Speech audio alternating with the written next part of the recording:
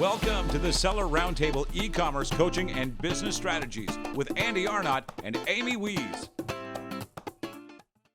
Yep, so just prepare for that. And now there are partners that you can utilize for Seller Fulfilled Prime. So there are partners like Deliver, like ShipStation, I believe, helps you with making sure you get that 2-day delivery. ShipBob is a fulfillment center type of service that they have fulfillment centers all across the country. And so you can send your inventory in and they will make sure that you have that 2-day delivery. So a lot of these different services like Deliver, for example, that's with 2 R's, they allow you to get that 2-day shipping badge. So if you're selling on Walmart or you're selling on Amazon, whatever, you can show that 2-day shipping badge. You can guarantee that 2-day delivery. So you don't necessarily have to do it on your own. I know a huge amount of our listener base is located in Europe, in Australia. So I know you guys are wondering, well, what the heck, guys? We learned about this Amazon thing. We've been selling on Amazon.com and now we are not in the US. We can't, do that. So now is the time to start making calls to warehouse facilities. Now is the time. Some warehouses offer pick and pack. So they might not offer fulfillment, but they do offer pick and pack. And what that means is that when you need that next 200 units sent in, they'll go ahead and put your labels on for you and get that sent in for you. So make sure if you are limited and you want to get, because if you leave your stuff in China, right? If you leave your stuff with the supplier, I love that hack that Andy taught us about that. But during Q4, you may want your stuff closer. You may want to be able to get it there quick, right? And right now with air shipments have really screwed everybody up. Because now with COVID, air shipments are no longer really viable for the most part. There are a few ports I've heard where it's not affected, but for the most part, air shipments are out the door. So we all are having to either use faster sea freight or just sea freight. And you're looking at 30 days there.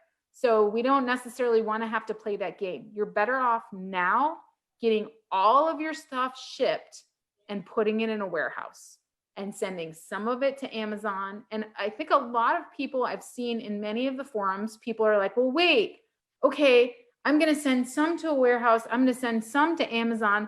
My freight forwarder is giving me this crazy quote. Well, don't do that. Send it all to one warehouse and then have that warehouse create the shipment to Amazon. If you ask a freight forwarder to send it 6 different places, you're going to get an insane quote. You're better off to use that ground transportation once you get it to the US. So get it to a warehouse here, figure out who your warehouse partner is going to be. There's a ton of blog posts out there that talk about FBA prep centers, stuff like that. Start making phone calls. Start asking them. You'll notice that most of the warehouses on their websites, they don't mention price. And we just did in Mastermind Group the other day, we talked about shipping. We had a shipping class and logistics. And our shipping guy, Brownstone International, he also has warehouses. And he was talking about, I asked him, I said, well, what can we expect to pay for your warehousing? And he's like, well, it's really hard for me to give you a price because number one, how big is your product? How much space does it take up? How many fit on a pallet? Can that pallet be thrown on the top shelf in the warehouse or does it have to be on the floor? How long is that stock going to be there? Is it going to be moved? Do you need us to pick and pack it? All of those things come into consideration when it comes to warehouse operations. So when you start going onto these websites and looking for warehouses, don't be concerned if their pricing is not necessarily upfront and they want to get on the phone with you and get a quote with you because they don't know about your product. And they're probably getting a lot of calls right now. So make those phone calls, find a warehouse and logistics partner and get your products to the US. And then the other big question that we've been getting is, okay, Amy, well, where do I pick the warehouse? Does it need to be located in the middle of the country? Not necessarily. Are they going to be doing fulfillment, or are they going to be doing just seed feeding to Amazon, right? So if you're just choosing a warehouse that is going to be storing your stuff and sending it to Amazon every couple of months, right? Then you don't necessarily need a warehouse that's located in the center of the country, because Amazon's not going to ask you to send your inventory to Florida if your warehouse is in California. Yes, you might have to send it to 2 different fulfillment centers, but they're not going to ask you to send it all the way across the world if your warehouse is in California, for example. So, you don't necessarily have to make all those decisions right now. For the most part, what you need to do is make sure that you have a place to store your inventory outside of Amazon. And the other thing, even if Amazon removes the restrictions of how much you can send in, this is something new sellers need to know. The price of Amazon storage goes up immensely during Q4, immensely. I remember we were doing wholesale and we got all these big accounts. We spent, I think it was a little under $50,000 in inventory. And we had, these were popular products. These were not like brand new private labels. These were well-known brands, hot selling products. And at the end of Q4, we barely broke even with all of the storage fees. And remember, advertising is also more expensive during Q4. So you're going to pay more in advertising, you're going to pay more in storage. So just be smart about it and realize that, a lot of people put a lot of pressure on Q4 to get their products in. But if you're sending in excess more than you're going to sell, you're going to spend more on storage than you're going to make in profits. So you really do want to plan ahead for that. You don't just want to blindly send in 1,000 units and you have 100 units in sales during that 4-month period, and all of a sudden you've spent, thousands of dollars in storage fees and in advertising, and now you haven't made any money. So make sure that you're really staying lean and you're thinking about it, and you're looking at the prices. You get assessed storage every 30 days during Q4 from Amazon. So that is the big mistake that I've seen new sellers make, is they send everything in and they're like, yeah, I got to be ready for Q4. And then they get to the end of Q4 and, maybe it's a new product. Maybe they've never sold before. Maybe they aren't sure how to do advertising, and they end up actually losing a lot of money. So that's my next piece of advice for you. Stay lean, plan ahead, look at what your competitors are doing, be realistic, and you're going to have a much better success rate there. Anything else about avoiding those bottlenecks or restrictions, Andy? Yeah, so a couple of things. You made some great points there. So guys, remember that you guys have a garage, right? Most of you guys have a garage, unless you're like living in a city. Don't be afraid to maybe you have to park out in the driveway, but if you have a garage, you have storage space. If you can't do that, there's a lot of storage companies, with the slide up doors that that you can get like 1 month free. So even Q4, you're like, all right, I have to pay for 2 months, for this space, but it's worth it in terms of that's going to be way cheaper than what Amazon's going to charge you. The other thing is you can use the trick to not get charged storage fees, just like from China, from the US, right? Because if you're sending your stuff in via UPS, Amy made a good point as well about, when you're getting stuff from China, a lot of people want to go direct to the Amazon warehouses. We do that and it's easy. But if you have to split those shipments up to multiple fulfillment centers, it might be better just to have it come to your house or your office or your warehouse, and you do the work to split those shipments up and then get them on their way. It might be a little bit more work, but if you're talking, saving a lot of money on shipping. So, that's something you can look at as well. But going back to the Amazon thing, if you're shipping, for example, like we ship from California right now, and if you're going, a lot of times we get the New Jersey fulfillment center. That takes a good 5 days, right? So, if you stage it, so like every Monday, say, for example, that's like at your FBA day, right? So like every Monday you're sending 100 units or 200 units, whatever it is that you just sold the last week, right? Plus 20% this week or whatever, as you get into Q4. If you get into that practice, you're not paying for that time that UPS is holding that inventory, right? So now all of a sudden you got that 5 days plus, until it gets checked in and all that, you're not paying for that storage. So you can get really, really creative in the way that you send your inventory. And like I said, everybody wants to send it all at once. I get that. It's easy. That's the way that, you might be used to doing it in the past, but this year, especially, that I would suggest that's something you guys really look into and really try to get done. Yes, love it. All right, so I wanted to just give some quick tips about how to actually check for restrictions. How do you know if you are restricted and how much you are restricted? So you can go hover over the inventory tab in Seller Central and click on inventory planning.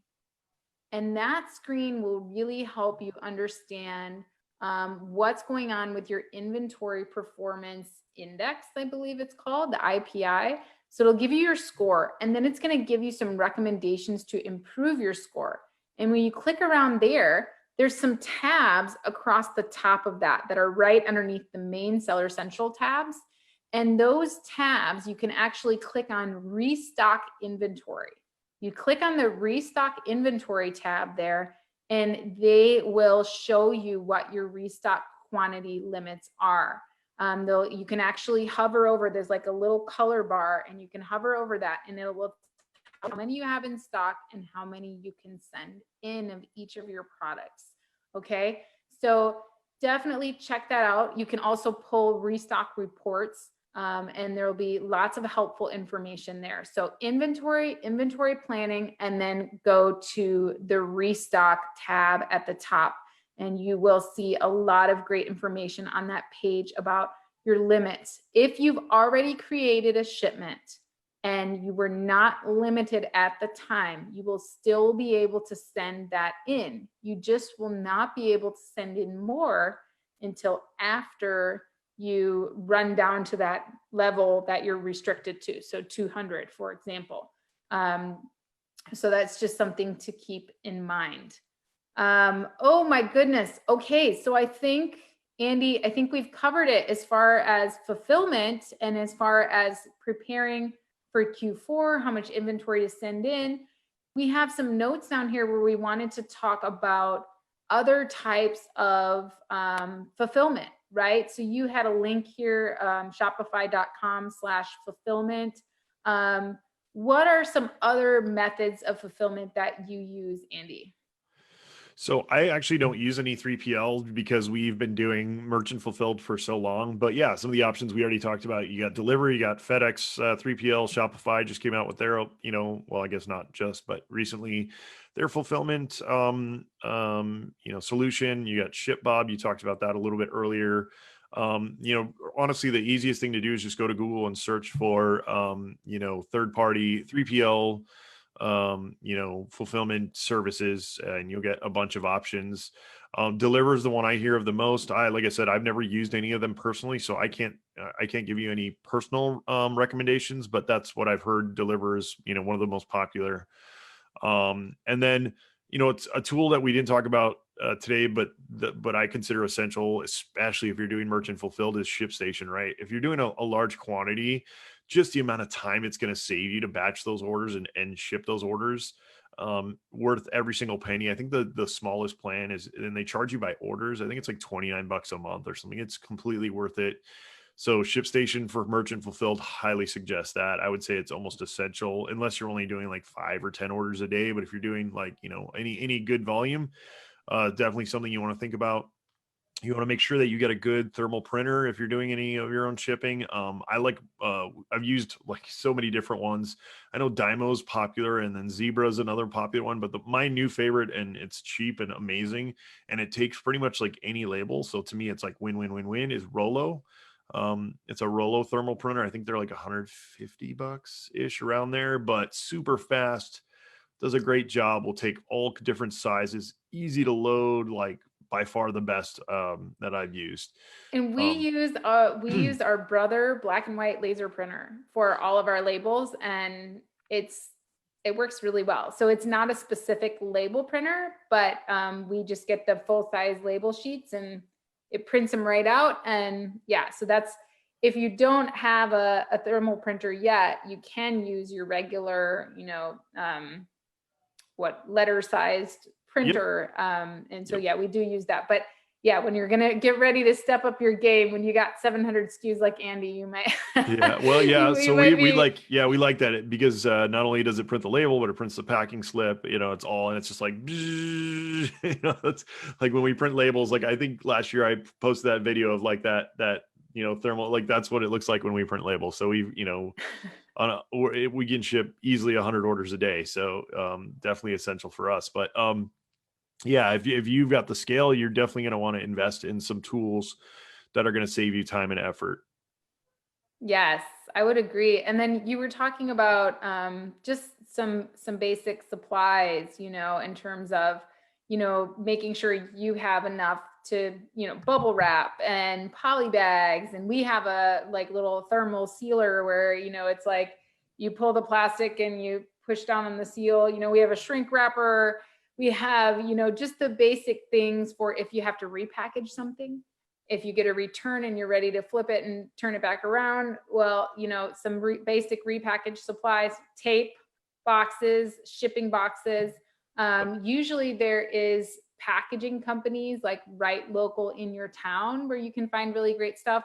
Bubble Fast is another really great website to get shipping supplies and stuff like that. But you want to make sure that you have that kind of stuff in stock if you're going to be doing merchant fulfilling. Yes, for sure. I'm not an expert at merchant fulfilling. I do merchant fulfill a few of my products, but I don't have as many SKUs as Andy does. I'm not even close, So for me, it's pretty manageable because, I know what generally sells, how many sell a day, that kind of thing. So it's very easy. But another thing for you, if you live in the US, open up an account with UPS. So many people have asked me, Amy, how do I shop? If I'm selling on Etsy, if I'm selling on some of these other platforms where I can't use Amazon multi-channel fulfillment, how do I shop shipping rates? So there's a website called pirateship.com and you can shop shipping rates there, but sign up with UPS, get a business account with them. We have a business account with UPS and FedEx, and their rates that they give us are better than what we get from Amazon through them, right? You know how Amazon offers discounted shipping through UPS. We get cheaper rates with our business account with them. And then when you have a business account with them, they will actually come to your house and pick up your shipments every day. So we log into our online portal and we say, yep, we got a shipment ready for you today. And the UPS guy comes and he loads them up every single day, all of our shipments. So we don't even have to leave the house right now. I remember when we first started fulfilling our own stuff, we would be dropping it off at the postal service. We would be dropping it off at UPS, that kind of thing. And so we don't even have to do that anymore. It's very easy. We just print our labels at home. We stick everything on. We run to our warehouse in the morning, bring everything over, stick our labels on, stick it out the front door, put in an order with UPS, and we're done. So definitely kind of learning some of that. Learn from your retail arbitrageurs. They will teach you, our ladies over at Ladies of FBA, Jess Hill, she can teach you all about how to do that kind of stuff and how to sell on multiple channels. Even if you're a private label seller, if you've never merchant fulfilled before, learn from the arbitrageurs because they know what the heck they're doing. So that's how I learned, was starting with retail arbitrage, and it's really helpful to understand, because these people move some inventory. So it's pretty cool to learn from them. So don't be afraid to do that, to try out merchant fulfilling some of your stuff. It's very, very easy to list your stuff merchant fulfilled. All you literally have to do is go into your inventory tab, copy and paste the ASIN of your product, of your FBA listing, go to inventory, add a product, paste in that ASIN into the search bar, find your product, click sell yours. And I know what you're thinking. Well, Amy, I already have this listing in it's fine. It's going to bring you up right to the offer tab. You're going to scroll down and you're going to check the little radio button next to, I want to ship this item myself. And you're going to put in your price and you're going to hit save and finish. That's it. Now you have an FBA and a merchant fulfilled listing. And all they're going to, and then you're the one who sets the quantity. That listing is inactive until if you notice, when you go back to your inventory, all of your merchant fulfilled stuff will have a quantity. Your FBA stuff will not have a quantity. Your merchant fulfilled stuff will have a quantity. So you can change that from 0 to however many you want to put in stock. And if you want to go out of stock, you just put it back to 0. It's okay. You don't have to worry about that. So that's a good way to get started, is by listing your products both FBA and merchant fulfilled. Maybe try a few before we hit Q4. Learn the process. When an order sells merchant fulfilled, and remember, it's the same listing. It's not like it's going to pop up, throughout different places on Amazon. It's the same product. It's the same ASIN. It's going to either be in the buy box at the time. You can even advertise against your merchant fulfilled stuff. So I always create all of my ads, all of my PPC. I have my merchant fulfilled listing there, and I also have my FBA one. Another little hack that will help you is the SKU. When you set the SKU up, I always name my merchant fulfilled SKU with an MF at the front of them. And then that way I can very easily tell, oh, that's my merchant fulfilled listing. Got it. So it's just going to rotate the buy box between your FBA listing and your merchant fulfilled listing. So, either way, sometimes the pricing matters there. Amazon has been playing games lately with how much they've been rotating buy boxes. So just, there is no definitive answer there. I've had so many questions about it, and it's like every week it changes. So, I just keep my eye on it and make sure that, it's rotating the way it's supposed to rotate between my prime listing and my merchant fulfilled listing. And yeah, so just kind of get out there and list your products both ways. Get ready for that. Start planning for your inventory. Start finding those partners, whether fulfillment partners or warehousing partners. And don't let these restrictions by Amazon mess up your Q4. It's totally doable to have a really great Q4, to have better sales than ever before, and to deal with this even with Amazon's restrictions. So we don't want you guys to feel scared about this and like, this is, the end of the world. It's not. It's going to be awesome. We're going to make so many sales. You guys are going to have great Q4s, as long as you're just making sure you're keeping track of your inventory and allowing yourself a lot of options to be able to keep seed feeding and stay in stock. Yeah. So just circling back real quick. So for supplies, we've shopped all over the place. So far, the best we found is Amazon itself. Actually, you get some great deals on shipping supplies from Amazon. And then also Uline. Uline is also really good. I think it's just Uline, like the letter ULINE.com.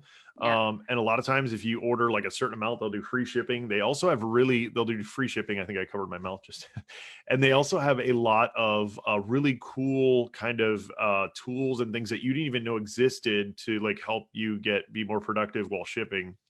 So definitely check that out. And the other thing I wanted to mention is like Amy was saying, they actually just changed, made that even easier, Amy, to list a second thing is in your inventory screen. All you have to do is on the drop down menu now, you can go there and you can hit add another condition. And when you do that, it's super fast. It's literally like almost 2 or 3 clicks. You just add that, you click on that, and then you can click on you add the SKU and then the item condition, which you can do list another new. So you do another new, and then below that, it says fulfillment channel. I'll ship this myself, or Amazon will ship it. And so if you've already got an FBA listing, then you would do merchant fulfilled or vice versa. And it's super easy. And then what happens is, like Amy was saying, it pops it into the buy box. So it's just, when you go to the listing and it says, it's, $24.99, and then it says 2 other offers, like you're one of the other offers, even though it's your own listing, or your own offer. You can have multiple offers. A lot of people get that confused. They're like, oh, you're only supposed to have one offer. That's not true. You can have multiple offers. You're supposed to have one. If you're selling the same product, you're only supposed to have one ASIN. But this is the same ASIN. It's just a different offer. Exactly. So, and then what Amy was talking about is they have been really weird about, the buy box. What I like to do is actually price both the same, or I actually price my merchant fulfilled a little bit higher. And that's just to build in, the labor that's involved. Cause now, you're having to have labor to ship that product. You're having more costs in terms of, shipping supplies. And also, if it's between the two, I want to push people to the Amazon listing, less work for me. Right. So, Yeah. that's where I want to push people. So that's generally what we do. What I've noticed though is, Amy, I think what they're doing is they're getting really smart about their capacity, right? If all of a sudden in your area they're getting overloaded in their FBA warehouses, then they're starting to show the merchant fulfilled, because they're like, oh, we're going to offload this to the seller because we are too busy shipping all these other orders. So we're going to start pushing those merchant fulfilled, listings. So I think that's kind of how they're doing it. But, like Amy was saying, like I would say this Q4 is probably the biggest opportunity since early Amazon days, right? To really make a serious amount of money if you play this well. So guys, right now is when you start planning, when you start researching, when you start getting all this stuff dialed in, because what's going to happen is the people who aren't paying attention, October is going to start rolling around and their inventory is going to be gone, in a couple of weeks. And they're going to be going, holy shit, what am I going to do? They're going to be on the phone with the supplier. The supplier is going to be like, hey man, we're 2 months out, we're booked. So you guys really, really want to think about that and really, get a plan in place. Even if it's just a Google sheet, get a Google sheet in and start planning out, every step of the way, like, time it's going to take, costs, things I need to buy, pretty much anything that you can think of, start really planning and writing it down. So it's not just, something that you're thinking about and then forgetting about the next day. And maybe, Andy, right before, when it's Q4 spin up time in September, we can do another, or maybe end of August, we can do another seller roundtable kind of extra session like this, where we talk PPC, because advertising during Q4 is different. And so we would love to help you guys prep for that. So we'll kind of plan for that. We'll plan for another kind of special session to help you guys ramp up for your advertising, because it's a different beast, but you can do it, and we'll be excited to help you out with that. Yep, absolutely. And as we get closer to there, probably next month, that's when I start talking about, everybody waits to start scaling their advertising and ranking and stuff too late. Everybody's always doing it too late. So we'll remind you in October, that it's the time to start doing all that stuff. We'll tell you what to do. We'll show you how to do it. Like we always do, we'll give you all the top tips, tricks, secrets, all the fun stuff. All you guys have to do to repay us is rate, review, and subscribe to the podcast. That's it. That's it. Easy. That's it. And write us emails. I love getting emails from you guys. Thank you so much. I just got a really cool one lately or recently, and it was epic. I love hearing the stories. I love, hearing about, if we've helped you guys, that really is awesome. And I know that Amy and I both really love getting those emails. So feel free to reach out. Even if you just have questions on Amazon, we're always willing to help. Just be concise. Don't tell me your life story. I love your life story. And definitely, like, I want to get to know you, but keep it as short and succinct as possible, because we get a ton of emails every day and we really want to help you guys. So thank you so much for watching. And don't forget, you guys, we don't do these lives very often. So make sure that you guys are going out to sellerroundtable.com. Check out the latest episodes that we've published. There's been some diamonds in there, man. We've been doing, there's chat bots, there's all kinds of really cool stuff. We got Payability came and talked to us about how to get your money faster. A bunch of really, really great episodes we've had lately that have been published to the podcast recently. So get out there and listen to those. And as Andy mentioned, rate, review, and subscribe. And we'll see you guys next time. Have a good one, guys. And remember, join us live if you want to be in on the convo and ask us questions. Like Amy was saying, we don't do these live on all our social very often. So make sure you guys join us. You can ask questions live. We stop the recording, we stop the live, and then we just help whoever's here. So make sure if you guys need that help, we're here to help you guys. And thanks again. We will see you next time.